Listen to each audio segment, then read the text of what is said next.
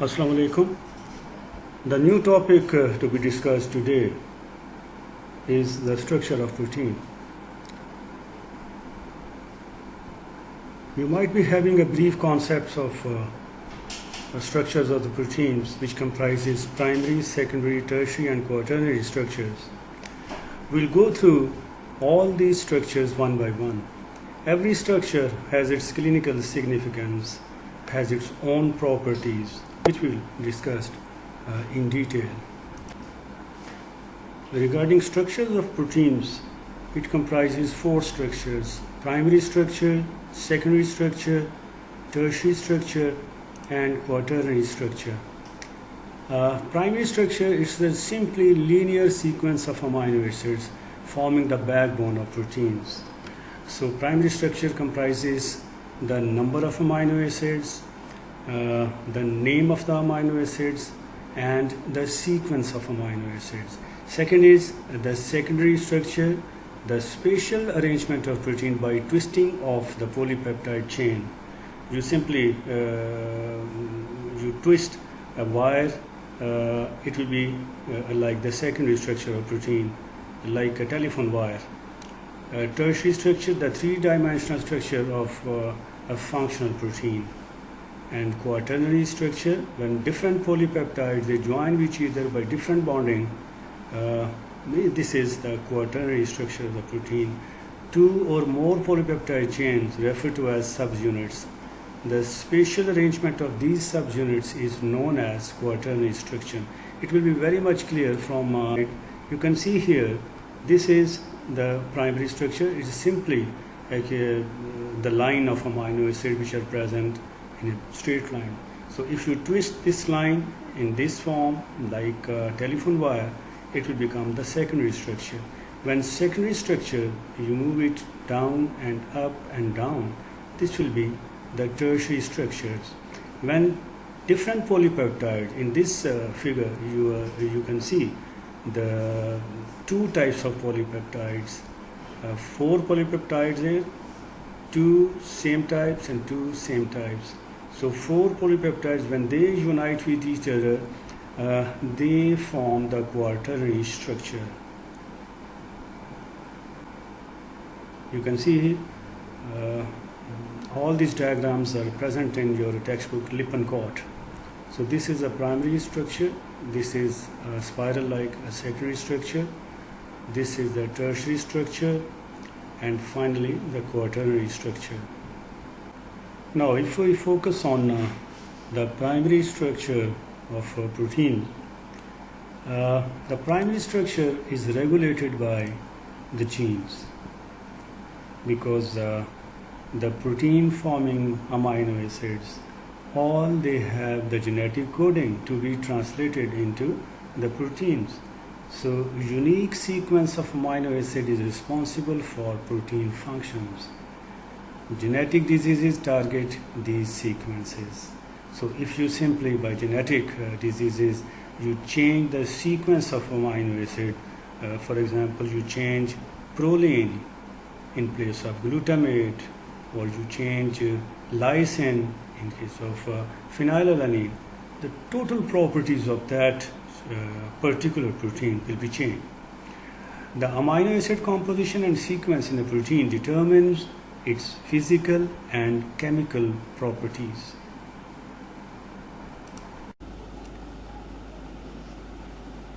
In primary structure, the amino acids are held together by covalent bonding. In covalent bond, carboxylic group of one amino acid, it combines with the amino group of another amino acid with the release of water, and a covalent peptide bond is formed.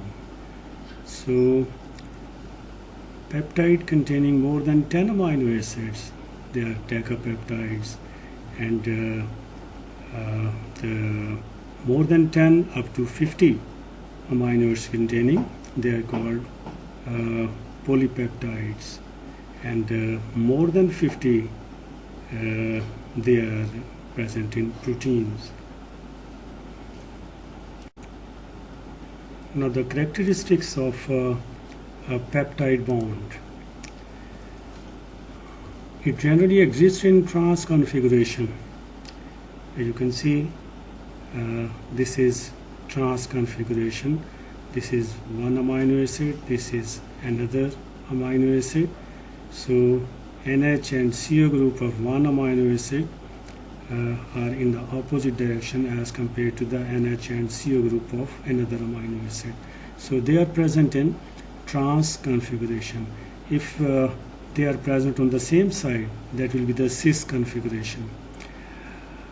Both CO and NH groups of peptide bonds are polar and are involved in hydrogen bond formation. This is alpha carbon of one amino acid and this is alpha carbon of another amino acid. Both are in a trans configuration. The distance between these two alpha carbon, remember, this is important to remember, is 0.36 nanometer. Now this is simply to make your concept clear, that the trans configuration when they are in the opposite direction and cis configuration when they are present in the same direction. Now peptide chains are written as free amino N-terminal residue at the left. You can see here amino terminal is always written on the left side while carboxylic on the right side. The protein biosynthesis also starts from the N-terminal amino acid from here. Naming a tripeptide composed of an N-terminal glutamate, second is cysteine, and the third one is glycine. So the name we will call it as glutamyl cystinyl glycine. This is the one abbreviation representation of these amino acids. This is three-letter representation of these amino acids. Now how we can determine the primary structure of the protein? That is only possible if we are able to count the amino acids, if we are able to know the names of amino acid, and if we are able to know about the sequence of amino acid, which is very important for the to determine the properties of the protein. Now it is only possible to know the quality, quantity and sequence of amino acids when we break the polypeptides, when we break the proteins into the polypeptides, and then the polypeptides are broken down into the different amino acids, and then we are able to count the number of amino acids, and by different techniques we can determine the sequence of amino acid. Now, determination of amino acid composition in a protein. Proteins in the presence of strong acids, alkalis or enzymes completely hydrolyze to liberate the amino acid. Pronase is a mixture of non-specific proteolytic enzymes that causes complete hydrolysis of protein. Separation and estimation of amino acid is done by the chromatographic techniques. So by this mechanism we can count the number of amino acids and we can label the different types of amino acids which are present in that particular protein, but we cannot determine the sequence of amino acid. Now, determination of protein into smaller fragments. Separation of polypeptides is essential before degradation. Liberation of polypeptides. You know the polypeptides are united with each other by disulfide bridges. Non-covalent bonds broken by urea or guanidine hydrochloride. Performic acid is used to cleave disulfide bridges. So when we break the disulfide bridges, what we get? We get different polypeptides. Then number of polypeptides. How can we count the number of polypeptides? that is identified by the treatment of protein with dancyl chloride. Specifically binds with the N-terminal amino acid. So the number of dancyl amino acids is equal to the number of polypeptide chains. Now breakdown of polypeptides into fragments. This is done by the either enzymatic cleavage or chemical cleavage.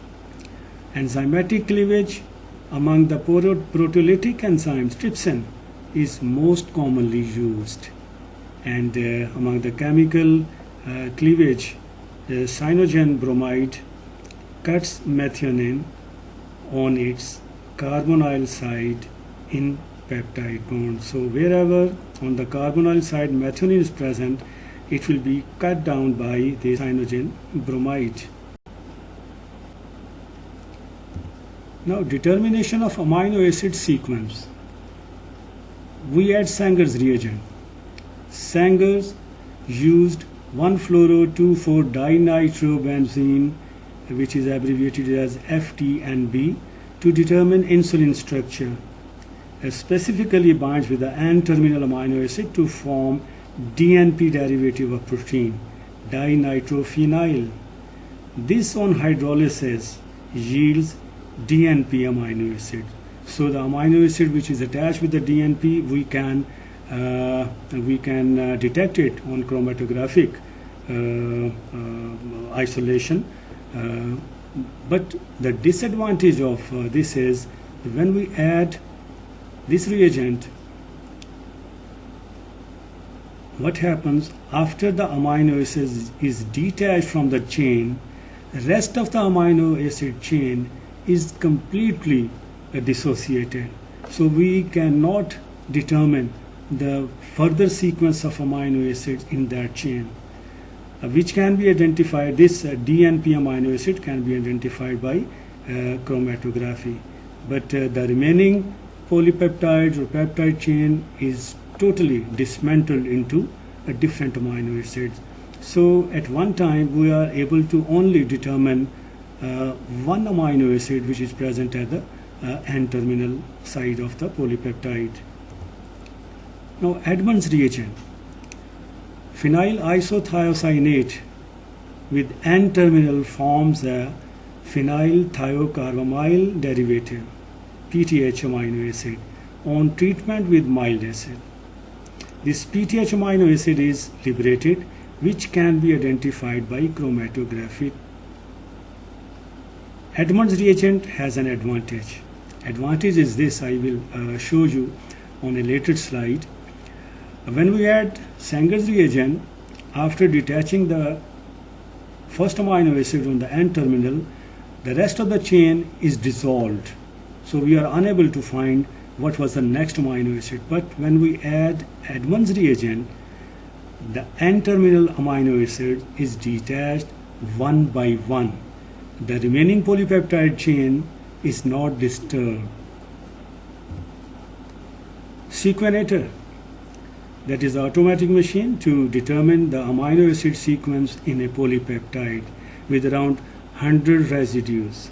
It is based on a principle of Edmonds degradation. The PTH amino acid liberated is identified by high performance liquid chromatography, HPLC. Sequenator takes about 2 hours to determine each amino acid. So after you add the polypeptides or proteins in the sequenator, right after 2 hours, you get the complete picture of the amino acid, their sequence, their number, and their name. This is a slide which will clear your concept. This is the Sanger reagent we add to the polypeptide chain. What we get is DNP amino acid. So from the polypeptide on the N-terminal, one amino acid is detached. And what happens to the remaining polypeptide chain? It is completely dissolved to form the free amino acid. So we are unable to know what was the next amino acid beside that this amino acid.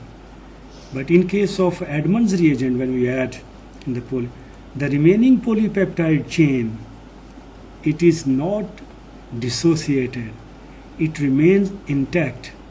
So when we add Edmonds reagent, one by one the different amino acids are detached